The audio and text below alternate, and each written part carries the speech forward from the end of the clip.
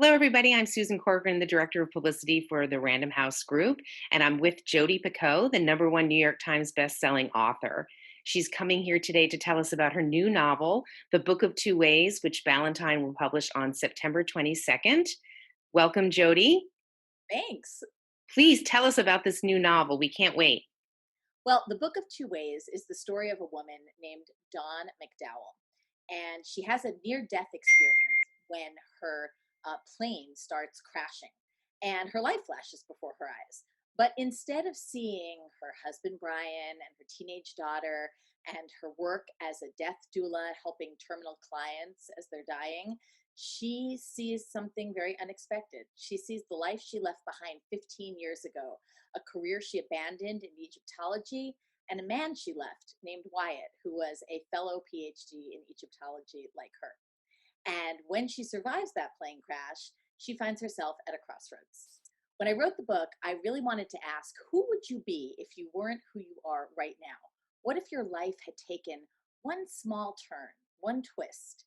And do we make choices, or do our choices make us? Oh, Jodi, we can't wait. Tell us, what was the inspiration behind this one? So my son was an Egyptology major in college. And one day he came home and he was talking about something called the Book of Two Ways. Knowing absolutely nothing about it, I said, wow, that's a great name for a novel. And then I found out about it.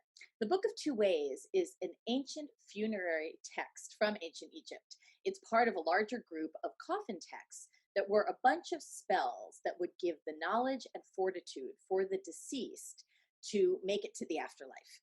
And the Book of Two Ways is super important because it is the first known map of an afterlife. And when you see it in a coffin during the Middle Kingdom, it looks like two wavy lines, a water route and a land route. And the point was that you could take either the water route or the land route, and you would wind up at the same place, which was the ancient Egyptian version of heaven, called the Field of Offerings. The Book of Two Ways is what Dawn McDowell is studying in the book when she is working in Egypt.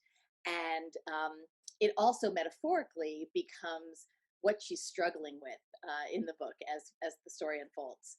I was really lucky when I was doing the research for the book because I got to go to Egypt with Kyle's thesis advisor, which meant that I was there as an academic instead of a tourist. And that meant that I was able to go to places that tourists aren't allowed to go, like, for example, Middle Egypt, where we got to go into a whole bunch of tombs.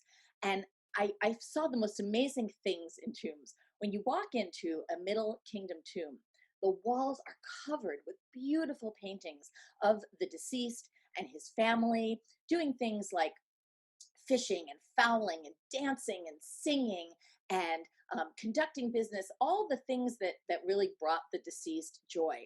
And that can vary. In one tomb, this guy whose name was Becket, there is a giant wall full of hundreds of wrestling holds, which made me think that Becket was either the head of ancient Egyptian ESPN or maybe the leader of their gay pride parade.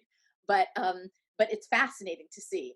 And the cool thing about these tombs is that that was the public space of a tomb.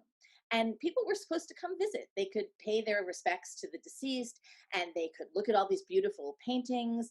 They could uh, puzzle out cryptographic hieroglyphs that were like basically word puzzles that they could sit and do. There were things they could say out loud that would magically provide beer and bread and all kinds of stuff for the deceased in the afterlife. But I also learned that there was part of the chapel that was very private, a part of the tomb that was very private. And that was called the burial chamber. It was down a long burial shaft, and then there was a burial chamber that was parallel to the floor of the tomb chapel. And that's where the coffin would have been with a mummy in it, the mummy on top of the Book of Two Ways. And once the mummy and the coffin were in there, it would be sealed off with stone. That 18-foot burial shaft would be filled with debris, and then that would be sealed with stone. And people didn't go into that, except for Egyptologists years later, like Dawn.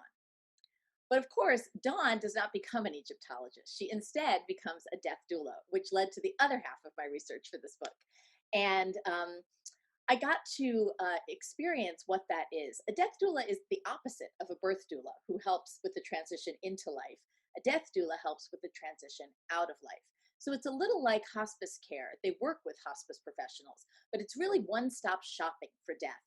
Um, if you hire someone who's a death doula, they will do anything that you need them to do. They can plan your funeral for you, they can take care of your finances, they can make sure that your social media profiles are removed after you're dead, they can pick up your dry cleaning or get you ice cream, they can do Reiki or massage. Whatever you need, they will provide. And to do the research for this, I have the great privilege of spending time with a hospice chaplain in Texas for a week. And I learned very quickly that it really is an honor to sit at someone's bedside when they're dying and when they're telling you all of their stories. I also learned what you should say to someone who's dying. And you can take this as you will, depending on your relationship with the person that you're sitting with, but you should say, I forgive you. Will you forgive me? Thank you. I love you. And goodbye. And I learned that when people die, even if they're terminal, they are surprised by it. Death shocks all of us, even when we know it's coming for all of us. And I also learned that nobody wants to be remembered at that last moment the way they are, frail and ill and in a bed. They want to be remembered for who they used to be, for the stories they tell you about who they used to be. And that ultimately is what ties this whole book together, what ties ancient Egypt to Dawn's work as a death doula. When you go to tombs in ancient Egypt, you see how the deceased surrounded themselves with the things that brought them joy. 4,000 years ago, they were asking the question, how do you have a good death? We are still asking that today, and the answer is the same. You have a good life. And ultimately, that's really the message of the book of two ways. What have you done with your life? And at the end of it, are you going to be happy? Wow, Jody, this sounds like I can't wait. We all can't wait. Tell us a little bit, because we're talking to librarians today, what libraries mean to you. So much.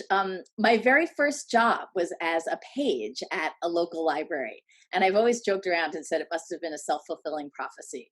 But librarians also were incredibly important to me because I'm old enough to have begun writing before the internet.